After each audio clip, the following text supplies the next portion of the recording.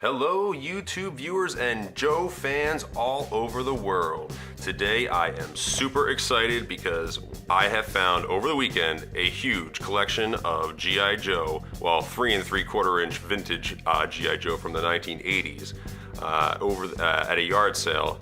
And in that collection, sitting right on top of the box, was the 1985 blue Battle Armor Snake. And I could not believe it. This is ultra rare, super hard to find. I actually looked around a little bit on YouTube and I haven't been able to find a single video about it. So maybe this will be the first, who knows. But I've got a couple different options here. This is the 1983 version here and the 1985 there on the left. And let's take a closer look at these guys. All right, so up first, the box. Now, I mean, come on, what kid keeps the box? Whoever it was, thank you, because now I have it and it's super awesome. All right, so this box is, got a little damage up top here by the little hang tag there. It's a little, but I found this just in a giant box, all crumpled up. So the fact that it's here at all is pretty amazing. And you can see right on the front there. This one also kind of helps it date it. I'm not exactly sure when this triple win game was going on there by Hasbro, but if you know, let me know, because that kind of helps date it a little bit more, right? But yeah, so the graphics on the box are pretty awesome. And of course, this being a military and G.I. Joe toy here, they love their acronyms, and you can see up here it says the Snake is System Neutralizer Armed Cloaking Equipment. It disguises and protects Cobra Command soldiers from G.I. Joe. I don't know about you, but I don't know if that cloaks anybody. If that's coming down the street at me, I'm pretty sure I'm going to see that. But whatever, it was the 1980s, who knows? It's a cool mech suit of some kind here. So you can see the old, factory tape on there. On the back there, they've got Storm Shadow inside there because he needs to be more stealthy, right? Not stealthy enough, that ninja. And yeah, there you can see the, big crease there that this was probably all folded down at some point. Well, probably for like 30 years sitting there. But still got the flag points attached, which is awesome. So what's another cool thing about this is that this is actually the first wave of the 1985 version of this, because they changed it up later on. The decals, which you can kind of see here, well, like as you can't see here, are so dark it's really hard to pick them up. So let's take a closer look at the 1983 version here, and you'll get to see see the similarities and differences. Because pretty much, they're pretty identical in terms of the mold. I think that they use the same mold as they did in the 1983 and 85 versions. But you can see here, some of these decals are pretty dark, and when they use the same decals on the 1985 version, they just weren't readable. You can't see them at all. So that's something that they actually changed for the second wave of those. But basically, it's just a little mech suit that your 3 3/4 inch Joes can go into. You can pop these sections off here. Well, that one just fell off. Well, another exciting thing is that both of these suits had the little holder in here. I'll show you.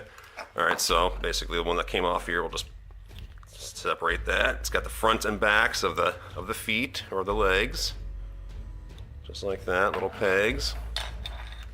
Same thing on the other side, like that, right? And then, of course, just like cracking an egg.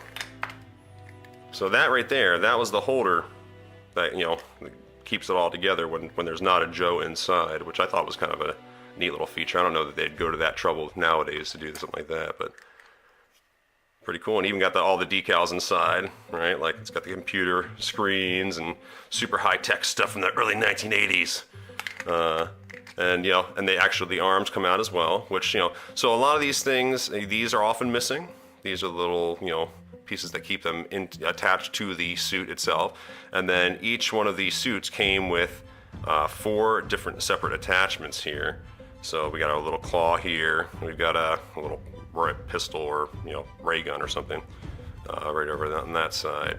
And actually the 1983 suit, I don't have all the attachments, but that one I do. Oh yeah. So let's take a closer look at the really important one here, because, well, you know, I've definitely had a few of these over the years. So, you know, the 1983 ones, while cool, are just not as rare. This, however, I've been, you know, collecting toys and buying and selling toys for, you know, a decade now, and this is the first time I've come across this baby. So again, you know, pretty much identical in terms of you know, shape and everything. But you can see, well, or maybe you can't see, and that's kind of the point, is that decal is so hard to read against that blue that they scrapped the whole idea, and they actually ended up printing out, I believe it was like clear decals that kind of stand out a little bit more as opposed to the completely opaque ones like that. So that's what helps date this to the first wave. But again, same kind of thing. Here you can see the different attachments. Here we've got a little ray gun, little claw, little clamps of some sort. Another little, well, you know, I'm not exactly sure what these are called. Let's open up the instructions and find out, huh? Because here we go. It also came with, boom, the original instructions, which is awesome. And actually, I was a little concerned at first, you know, because it says the 1983 on here, but they reused them, you know, understandably. You know, from the 1983 to the 1985 versions, and I've actually confirmed that with somebody who has this new, with the box open, but the package is sealed inside, and I was able to see the same instructions, so that was pretty cool.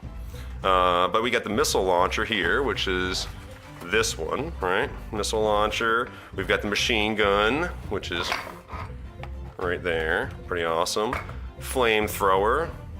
Or like, you know, garden hose or something. You know, flamethrower. We'll call it flamethrower. And I like the power claw, because regular claw is just not as powerful. All right, and yeah, you can just see, you know, they've got the basic instructions on how to put the whole thing together. It's like a long scroll here. And as is typical with G.I. Joe stuff, I love like the spec sheet here, right? So it shows you like all the different features, because it's just awesome like that. You've got the anti-missile armor plating, bulletproof viewing shield, communications interface, oxygen canister, external maintenance module, classification number, fire extinguishing systems, environmental sensors, recharging jacks, targeting and mobility sensors, hydraulic arm, and it goes just on and on and on and on and on. Pretty awesome. So yeah, I mean, I can't tell you how excited I was when I pulled this out of the box, and well, I guess this was sitting on top of the box, and I'm like, are you serious? Did that really just happen? Oh yeah, it did. So yeah, this is super rare. I mean, if you look around online and try to find one of these, and it does not come up very often. So the box that I got, excuse me, the box that I got on Saturday at a yard sale was amazing, and I've really kind of just started kind of going through it, going through the figures and things, and cleaning everything up, because it was definitely dusty, but overall, I mean, it was in nice shape, and if you want to see it, check out the video, I'll put a link. But otherwise, guys, thanks for watching, and if you liked it, give me a big, well, thumbs up, I guess that's a thumb right there. Give me a thumbs up. Thanks, guys. Bye. Yo, Joe! Or, in this case, Cobra!